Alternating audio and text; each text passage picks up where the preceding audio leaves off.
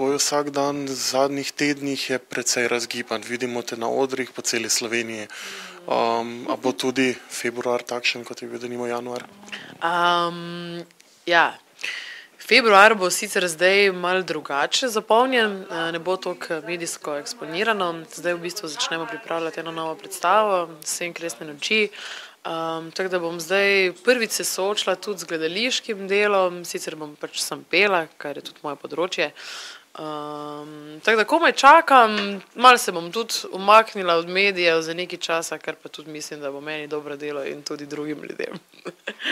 Načrtuješ morda kak dopust v kakšne tople kraje? To si pa zelo želim. Jaz upam, da mi kaj takega uspe. Sicer ne kaže ravno najbolj dobro, ampak načrtujem zdaj vsekakor en poslovni izlet v Francijo in pa Švedsko. Bom pa to vzela tudi kot na nek način neko sproščanje oziroma kot nek dopust, ki bo mogoče malo bolj delovno, ampak zelo zabaven.